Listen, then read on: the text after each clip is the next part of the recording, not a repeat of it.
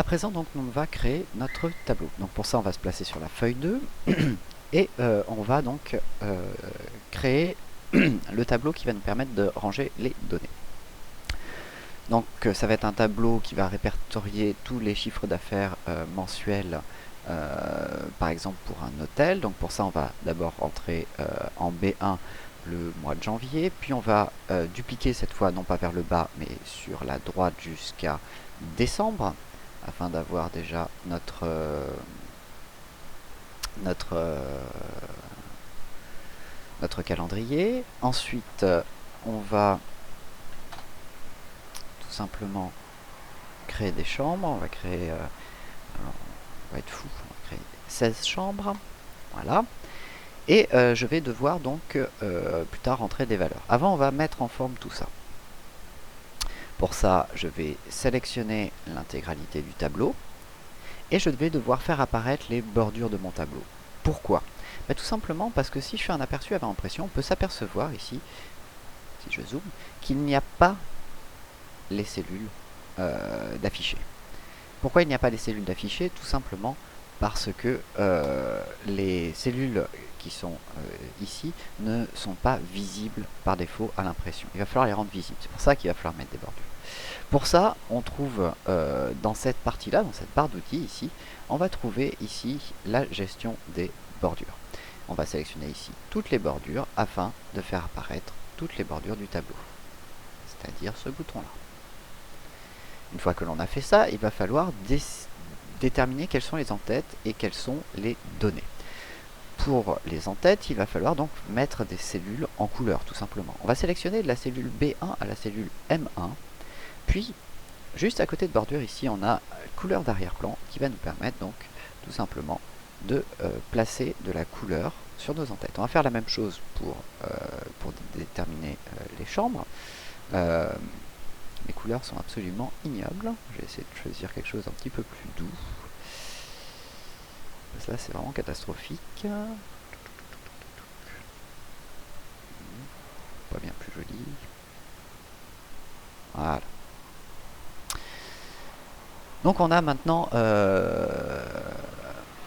nos entêtes qui sont mises en couleur. Ensuite, ce que l'on va faire, c'est que l'on va un petit peu arranger tout ça.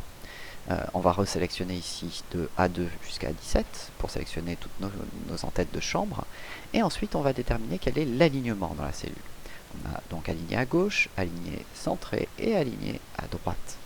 Je vais cliquer sur aligner à droite afin d'aligner l'intégralité de mon texte à droite. Je vais faire la même chose pour mes entêtes de mois. Je vais cliquer sur aligner centré horizontalement qui va me permettre d'aligner mon texte de manière centrée horizontale dans ma cellule. Entre parenthèses, tous ces éléments, vous le retrouvez depuis la version 4 sur la partie droite. Il va y avoir un petit ajout qui est intéressant sur cette partie droite, c'est l'alignement vertical. À quoi sert-il? C'est très simple. Si j'agrandis ma ligne 1, pour agrandir une ligne, comme pour agrandir une colonne, c'est très simple, il me suffit de me mettre dans la partie descriptive, c'est-à-dire dans ici les noms des cellules, entre le nom de deux cellules, entre par exemple 1 et 2, entre le nom de deux lignes, pardon, de faire un clic entre ces deux cellules et d'aller vers le bas. Comme vous pouvez le voir, par défaut, l'alignement de mes cellules c'est un alignement en bas, c'est-à-dire que le texte va en bas de ma cellule.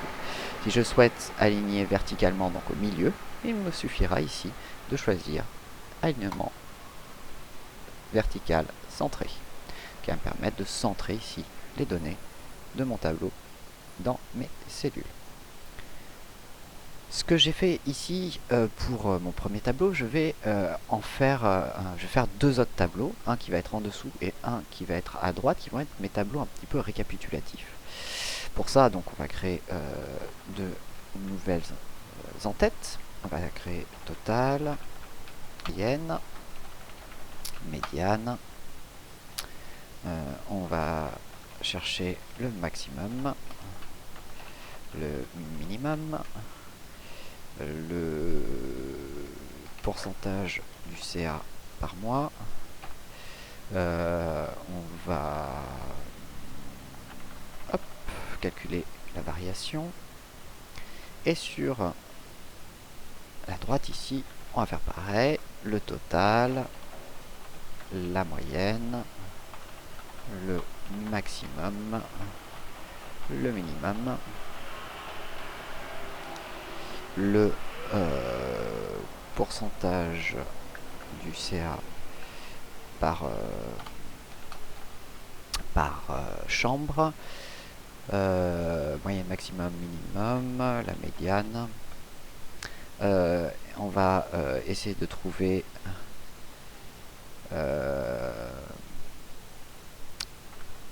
mettre rentabilité pour voir un petit peu ce qu'on peut mettre là-dedans. Voilà, bon, on n'est pas si mal là. On va donc bien entendu mettre en forme ces tableaux. Vous avez vu, j'ai laissé une colonne vide. Cette colonne vide, on va la réduire en termes de taille. C'est tout simplement pour me faire une petite présentation sympathique séparant bien les différents tableaux. Donc je vais tout simplement faire apparaître les bordures de ce tableau. Donc exactement comme tout à l'heure, à l'aide ici de l'outil bordure, toutes les bordures. Je vais mettre correctement en forme mes en-têtes, c'est-à-dire centrer horizontalement et verticalement mes cellules. Je vais mettre de la couleur à l'aide du pot de peinture. Je vais mettre donc mes couleurs d'en-tête. Donc là, je vais choisir encore une nouvelle couleur, histoire de différencier, encore une fois, les tableaux de données des tableaux de calcul. Ici, on va faire la même chose pour ce tableau. Ah, un peu loin, hop. Voilà, on va faire apparaître donc les bordures. On va sélectionner les en-têtes et on va faire apparaître les couleurs de l'en-tête. Voilà. On commence à avoir un tableau fortement coloré.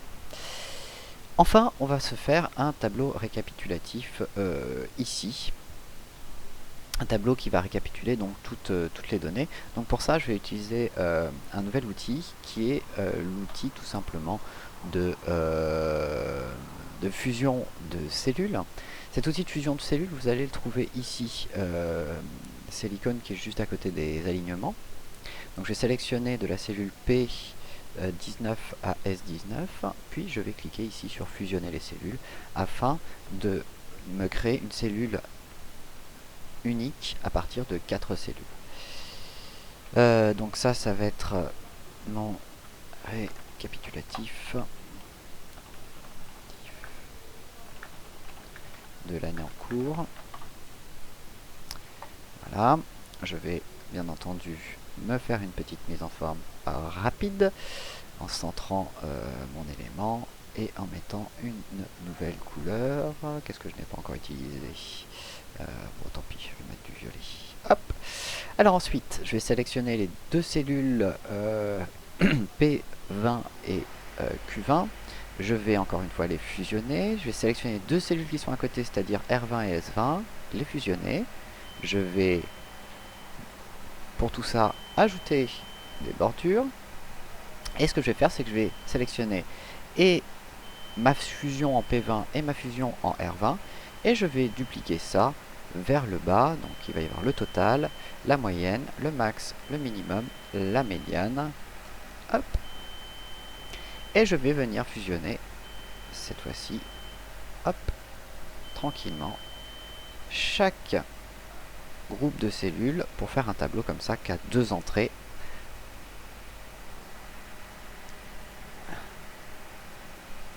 Voilà.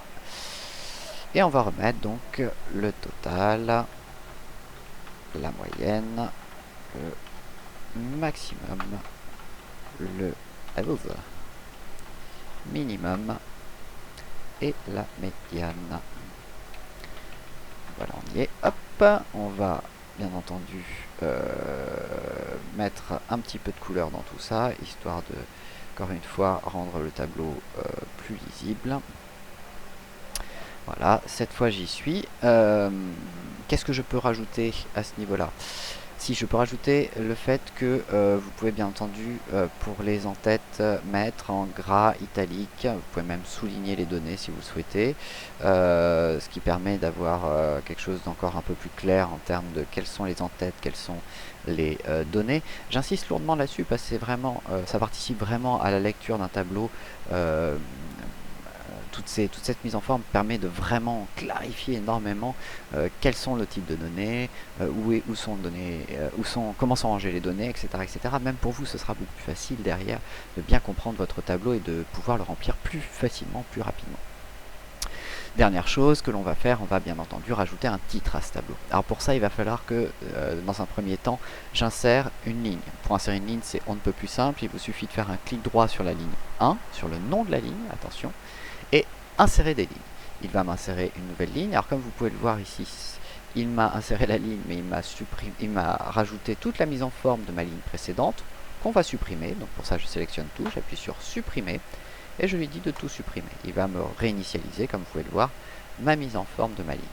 Je vais ensuite sélectionner de la cellule B jusqu'à la cellule M et je vais fusionner ici cet élément, tout simplement pour pouvoir rajouter ici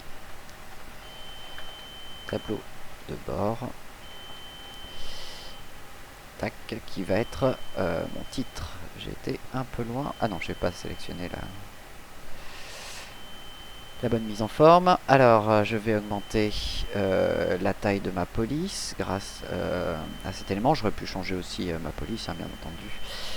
Ainsi que mettre une couleur même de police si je le souhaite. Voilà tout ce que l'on peut faire grosso modo en termes de mise en forme de tableau. On découvrira de nouvelles fonctionnalités un petit peu plus tard. Je vous invite à passer à la vidéo suivante.